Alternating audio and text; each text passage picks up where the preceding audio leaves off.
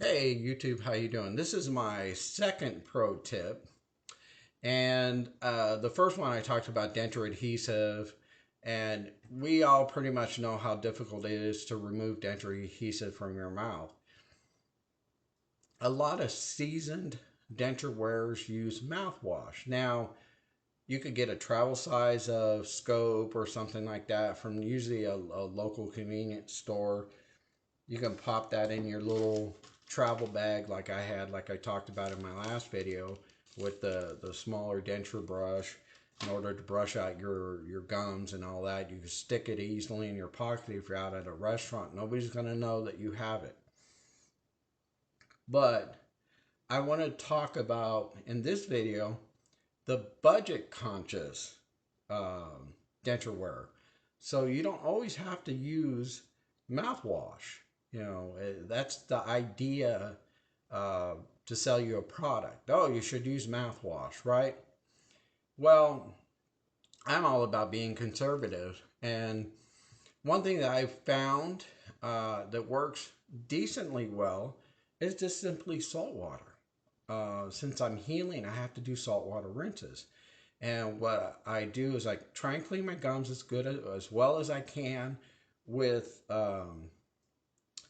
regular toothpaste, just like this Colgate, right? Just regular toothpaste.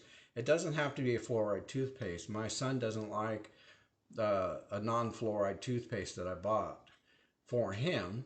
So I've been using that just to clean my gums because I don't have any more teeth, so I don't need fluoride toothpaste, right?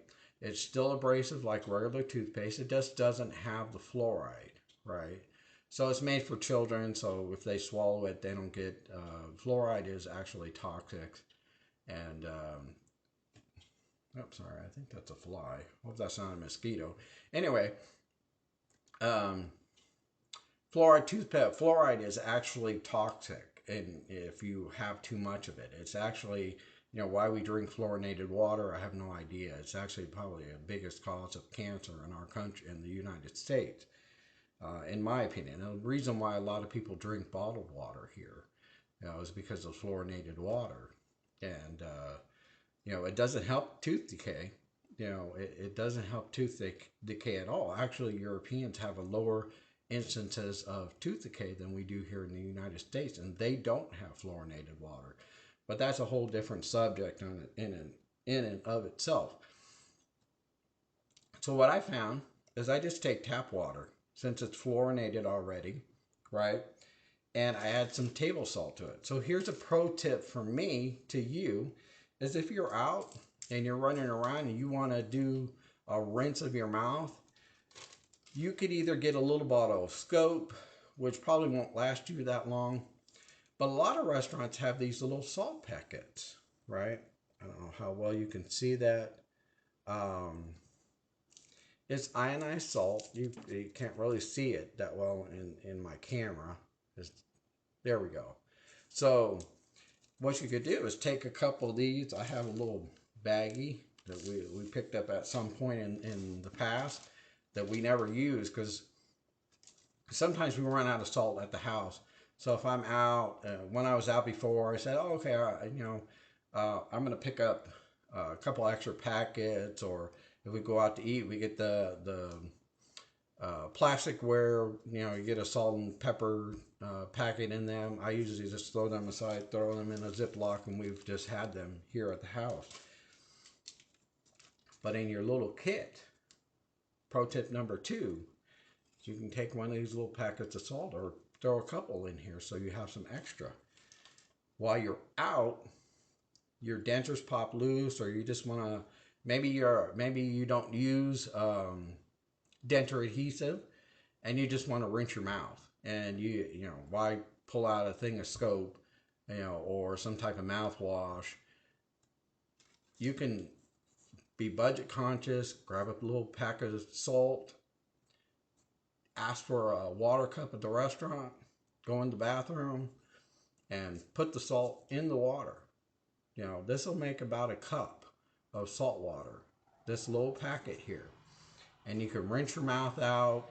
If you're in the process of removing your denture, or not your dentures, the denture adhesive, that works just as well as mouthwash, I found. In the healing process, I've had to use saltwater rinses. It works just as well as mouthwash to raise the pH level in your mouth and start to break down that denture adhesive that's stuck to your gums. Okay, and it works very well with the toothbrush, you know, or this little denture brush works just as well with a toothbrush. I use a firm toothbrush to help scrape out that denture adhesive from my gums.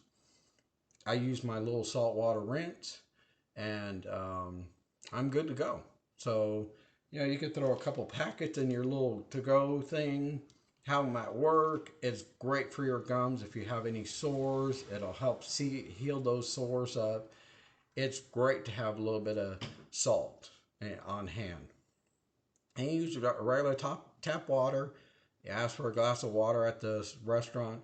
Now, the best thing is to use either hot or warm water. I wouldn't recommend hot water to like boiling water, but hot tap water, or if you can't handle that, you could do a warm water out of the tap. And you could usually get that at any restaurant. Most of the time they have hot water. You know, gargle with it. If you need to remove the adhesive, use your little toothpaste and your denture brush. Clean off your dentures, clean off your mouth. Just take some paper towels, wipe out your mouth, get rid of all that adhesive, and you're good to go. You know, it's just a little budget tip, a little budget pro tip, I'm going to say, that I've used, and I think it's very effective. You don't have to carry mouthwash around with you, or, oh, I forgot it at home. You know, really simple. Ask for a little salt packet, glass of water. Usually it's on the counter. You usually don't even have to ask for it. Okay? So that's my pro tip for you today. I hope everybody's doing well. And like I always say, if you're in your natural teeth, please look at your options before you go with dentures. And floss them if you got them. I still have to make my video about plaque and bacteria. And I'm going to get on that soon. Probably this week sometime. So take care of you, YouTube. I'll get these posted up for y'all. And I hope everybody's doing well. Good to see you on my channel. Take care.